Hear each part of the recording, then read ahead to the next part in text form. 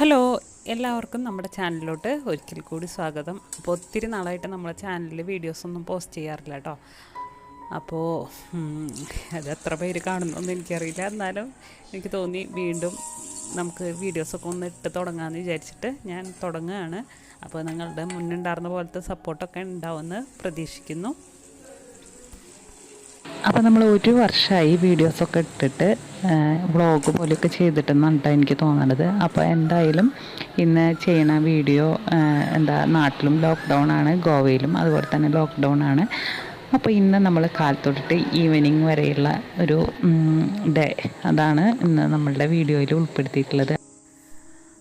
അപ്പോൾ നമുക്ക് ഇവിടെ കുറച്ച് ചക്കയൊക്കെ കിട്ടിയിട്ടുണ്ട്. അപ്പോൾ ചക്ക വെച്ചിട്ട് ഒരു എലിശ്ശേരി ഉണ്ടാക്കാമെന്ന് വിചാരിക്കുന്നുണ്ട്. പിന്നെ ബ്രേക്ക്ഫാസ്റ്റ് ഐറ്റം കാണിക്കുന്നുണ്ട്.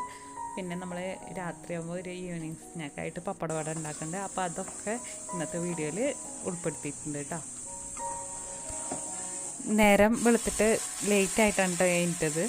ഒരു 7 കഴിഞ്ഞതിന് ശേഷമാണ് കഴിഞ്ഞിട്ടത്. എന്താണെന്ന് വെച്ച് കഴിഞ്ഞാൽ ലോക്ക്ഡൗൺ ആയതുകൊണ്ട് തന്നെ ആർക്കും എങ്ങോട്ടും പോകാനൊന്നുമില്ല. അപ്പോൾ തലേദിവസം തന്നെ നമ്മൾ മാവിനുള്ളത് അരച്ച് വെച്ചിട്ടുണ്ടായിരുന്നു അപ്പം ഉണ്ടാക്കാൻ വേണ്ടിയിട്ട്. അപ്പോൾ അതിന് വേണ്ടിയിട്ട് അരച്ച് വെച്ചത് പച്ചരി 1 ഗ്ലാസ്, അതുപോലെ തന്നെ തേങ്ങ 1/2 ഗ്ലാസ്, ചോറ് 1/2 ഗ്ലാസ്, പിന്നെ കുറച്ച് ഈസ്റ്റ് 2 ടീസ്പൂൺ പഞ്ചസാര, പിന്നെ കുറച്ച് ഉപ്പും കൂടിയിട്ട് വെള്ളം ഒഴിച്ചിട്ട് നന്നായിട്ട് അരച്ച് കലക്കി തലേദിവസം തന്നെ അടച്ച് വെച്ചിട്ടുണ്ടായിരുന്നു. അപ്പോൾ അത് എടുത്തിട്ട് ആ മാവ് നന്നായി പുളിച്ച് പൊന്തി വന്നിട്ടുണ്ട് കേട്ടോ. അപ്പോൾ നല്ല സോഫ്റ്റ് ആയിട്ടുള്ള അപ്പം നമുക്ക് ഉണ്ടാക്കി. പിന്നെ അപ്പത്തിൻ്റെ കൂടെ കോമ്പിനേഷനായിട്ട് ഉണ്ടാക്കിയത് നല്ല സ്റ്റൂ ആണ്. അപ്പോൾ സ്റ്റൂവിന് വേണ്ടിയിട്ട് കുറച്ച് ഇറച്ചി മുന്നേ വേവിച്ചത് കേട്ടോ. ഇപ്പോൾ അങ്ങനെ കിട്ടാനൊന്നുമില്ല, പക്ഷേ മുന്നേ വാങ്ങിച്ചത് ഫ്രിഡ്ജിൽ വേവിച്ചിട്ട് കുറച്ച് വെച്ചിട്ടുണ്ടായിരുന്നു. അപ്പോൾ അതെടുത്തിട്ട് നല്ല സ്റ്റൂ തേങ്ങാപ്പാലൊക്കെ ഒഴിച്ച് സ്റ്റൂ ഉണ്ടാക്കി. അപ്പോൾ കുട്ടികൾക്ക് നേരം വിളക്കുമ്പോൾ തന്നെ സ്റ്റൂവും അപ്പം കൂടി കൊടുക്കാമെന്ന് വിചാരിച്ചു. അപ്പോൾ കുട്ടികളൊന്ന് ഫ്ലാറ്റായി കിട്ടും. പിന്നെ നമുക്ക് ഉച്ചയ്ക്ക് ചക്ക എലിശ്ശേരിയൊക്കെ ഉണ്ടാക്കണം. അപ്പോൾ ചക്ക എലിശ്ശേരി ഒന്നും അവർക്ക് വലിയ താല്പര്യമില്ല, എന്നാലും എന്തെങ്കിലുമൊക്കെ കാണിച്ച് കഴിപ്പിക്കണം എന്നൊക്കെ വിചാരിച്ചിട്ട് അപ്പോൾ അതാണ് ഉണ്ടാക്കണത്. അപ്പം നമ്മൾ ചായയൊക്കെ കുടിച്ചു കേട്ടോ. ചായ കുടിച്ചതിന് ശേഷം കുറേ പാത്രങ്ങൾ കാലത്തെ ഇതൊക്കെ കഴിഞ്ഞതിൻ്റെ ചായ കുടിയുടെ പാത്രങ്ങൾ ഇഷ്ടത്തിന് കഴുകാണ്ട്, അപ്പോൾ അതൊക്കെ ഒന്ന് ക്ലീനാക്കി വയ്ക്കുകയാണ്. അതിന് ശേഷം നമുക്ക് ചക്ക എലിശ്ശേരിക്ക് വേണ്ട ചക്കയൊക്കെ നന്നാക്കണം.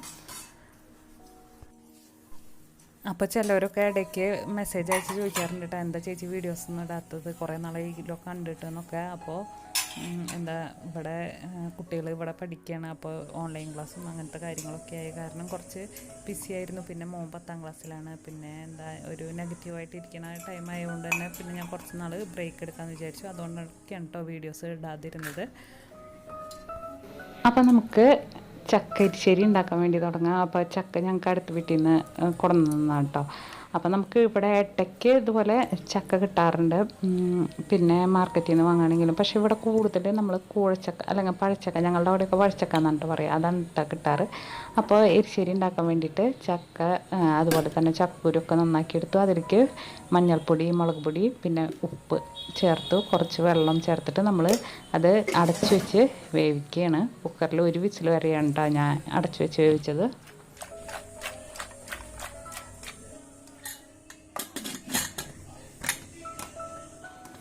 ഇനി നമ്മുടെ ചക്ക വെന്ത് വരുമ്പോഴേക്കും നമുക്ക് അതിലേക്ക് വേണ്ട അരപ്പ് തയ്യാറാക്കി എടുക്കണം. അപ്പോൾ അതിന് വേണ്ടിയിട്ട് ഞാൻ കുറച്ച് ചുവന്നുള്ളി എടുത്തിട്ടുണ്ട്, അതുപോലെ തന്നെ തേങ്ങ ഒരു 1/2 മുറി തേങ്ങ എടുത്തിട്ടുണ്ട് കേട്ടോ.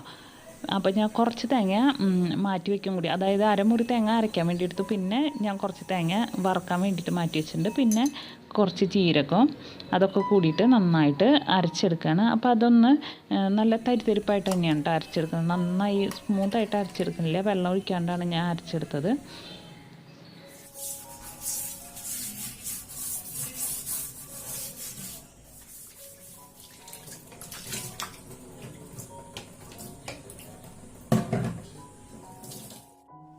അപ്പോൾ ഒരു വിസിലടിച്ചപ്പോൾ നമ്മൾ കുക്കർ ഓഫാക്കി വെച്ചു. അതിന് ശേഷം നമ്മുടെ കുക്കറിലത്തെ എയറൊക്കെ പോയതിന് ശേഷം നമ്മൾ തുറന്ന് നോക്കിയപ്പോൾ ചക്ക നന്നായിട്ട് വെന്ത് കിട്ടിയിട്ടുണ്ട് കേട്ടോ. അപ്പോൾ അത് നമ്മൾ നന്നായിട്ടൊന്ന് കയ്യിൽ വെച്ചിട്ട് തന്നെ നന്നായിട്ടൊന്ന് ഉടച്ചു കൊടുക്കുകയാണ് കേട്ടോ ചെയ്യണത്. പിന്നെ ഞാൻ എലിശ്ശേരിക്ക് ആവശ്യത്തിനുള്ള വെള്ളം ഒഴിച്ചു കൊടുത്തു കേട്ടോ. അപ്പോൾ വെള്ളത്തിൻ്റെ അളവ് കുറവ് പോലെ എനിക്ക് തോന്നി, അപ്പോൾ അതിന് വേണ്ടിയിട്ട് വെള്ളം ഒഴിച്ചു കൊടുത്തു. പിന്നെ നമ്മൾ ചേർത്ത് വെച്ച അരപ്പില്ലേ അതും കൂടി ചേർത്ത് കൊടുത്തു. അപ്പോൾ ചൂടുവെള്ളം ഉണ്ടോ ഞാൻ പിന്നെ അങ്ങോട്ട് ഒഴിച്ചു കൊടുത്തത് തിളപ്പിച്ച് വെച്ചിട്ടുണ്ടായിരുന്ന വെള്ളം ഉണ്ടായിരുന്നു. അപ്പോൾ അത് ചേർത്ത് കൊടുത്ത് എന്നിട്ട് നന്നായിട്ട് എല്ലാത്തും കൂടി ഒന്നുകൂടി ഇളക്കി കൊടുത്തു. അപ്പോൾ ഇനി നമ്മൾ തേങ്ങ ചേർത്ത് കൊടുത്തിട്ടുള്ളതല്ലേ, അപ്പോൾ ഒന്ന് തിളച്ച് വരണം കേട്ടോ. അപ്പോൾ അതിന് വേണ്ടിയിട്ട് ഞാൻ അത് അടുപ്പത്തേക്ക് മാറ്റുകയാണ്. എന്നിട്ട് നമുക്ക് ചെറുതായിട്ടൊരു തിള വരുന്ന നേരത്ത് നമുക്ക് ഉപ്പും അതൊക്കെ ആവശ്യത്തിനാണോ എന്ന് നോക്കിയതിന് ശേഷം നമുക്കത് ഓഫാക്കി കൊടുക്കാം. അപ്പോൾ എരിശ്ശേരി നന്നായിട്ടൊന്ന് തിളച്ച് വന്നിട്ടുണ്ട്. അപ്പോൾ ഇനി നമുക്ക് അത് അടുപ്പത്ത് മാറ്റി വെച്ച് കൊടുക്കാം. അതിന് ശേഷം ഒരു ചീഞ്ചട്ടി വെച്ചിട്ട് നമുക്ക് എരിശ്ശേരിക്ക് താളിക്കണ്ടേ, അതിന് വേണ്ടിയിട്ട് കുറച്ച് വെളിച്ചെണ്ണ ഒഴിച്ച് കൊടുക്കുക. പിന്നെ കടുക് ഇടുക. വെളിച്ചെണ്ണ ചൂടായിട്ട് വരുമ്പോൾ കടുക് ഇടുക കേട്ടോ. കടുക് നന്നായി പൊട്ടിയതിന് ശേഷം അതിലേക്ക് വറ്റൽമുളക് ചേർത്ത് കൊടുക്കുക. പിന്നെ നമുക്ക് വേപ്പിൻ്റെ ഇല, പിന്നെ ഞാൻ കുറച്ച് തേങ്ങ മാറ്റി വെച്ചിട്ടുണ്ടായിരുന്നു. അപ്പോൾ അതും കൂടിയിട്ട് ഒന്ന് നന്നായിട്ട് വറുത്തിട്ട് നമ്മുടെ എരിശ്ശേരിയിലേക്ക് ചേർത്ത് കൊടുക്കാൻ പോവാണ്.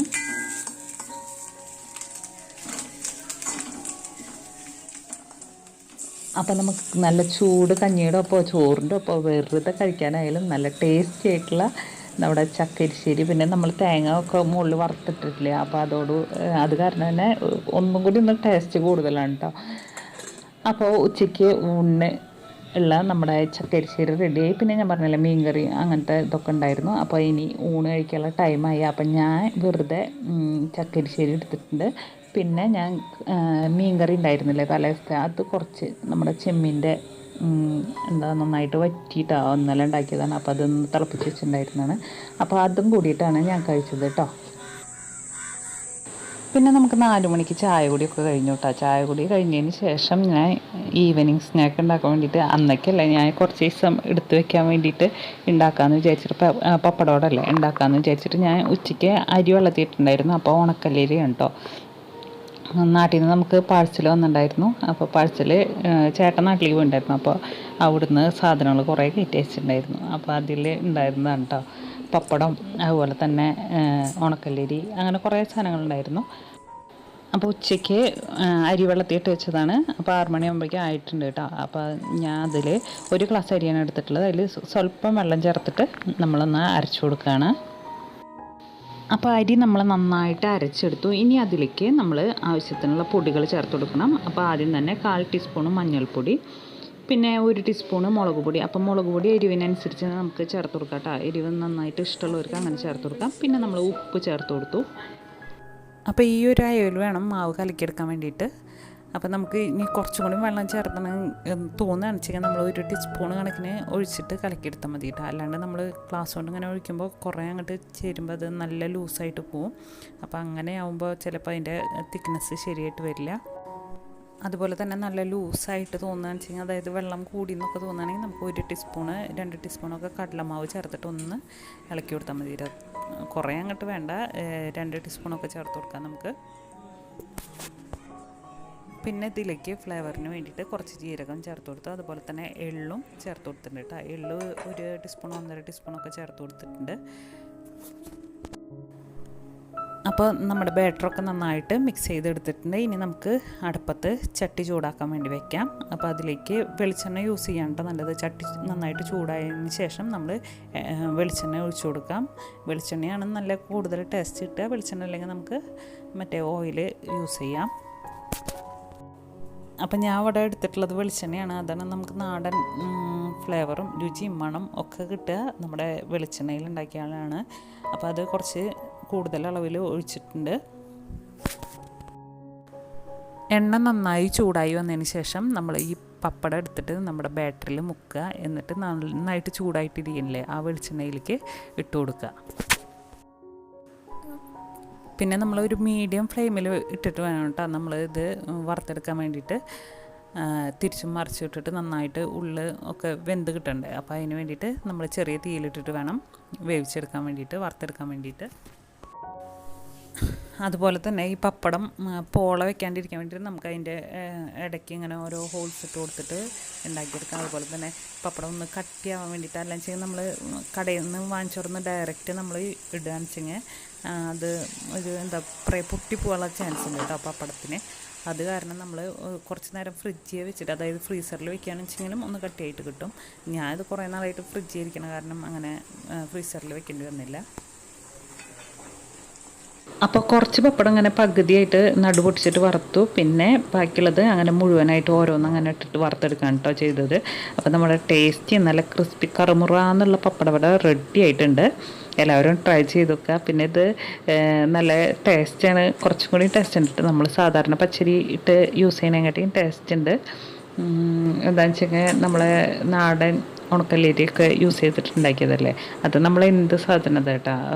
നാളെ ഞാൻ ഇതുപോലെ തന്നെ എന്താ ഉണ്ടാക്കിയ നെയ്യപ്പം ഉണ്ടാക്കിയിട്ടാ, അതും ഇത് യൂസ് ചെയ്തിട്ടുണ്ടാക്കി നല്ല ടേസ്റ്റ് ഉണ്ടായിരുന്നു. അപ്പോൾ അത് കുറച്ച് ദിവസത്തേക്ക് പിള്ളേർക്ക് തിന്നാനുള്ള ഒരു സ്നാക്കായി അങ്ങനെ ഉണ്ടാക്കി വെച്ചതാണ്. എത്ര ദിവസത്തേക്ക് ഉണ്ടാവുമെന്നൊന്നും അറിയില്ല, എന്നാലും ഉണ്ടാക്കി വെച്ചു. അപ്പോൾ ഇതൊക്കെയായിരുന്നു ഇന്നത്തെ വിശേഷങ്ങൾ. അപ്പോൾ എല്ലാവർക്കും വീഡിയോ ഇഷ്ടമായെന്ന് വിചാരിക്കുന്നു. ഇഷ്ടമായാൽ ലൈക്ക് ചെയ്യുക, ഷെയർ ചെയ്യുക, അതുപോലെ തന്നെ കമൻറ്റ് ചെയ്യാനും മറക്കരുത് കേട്ടോ.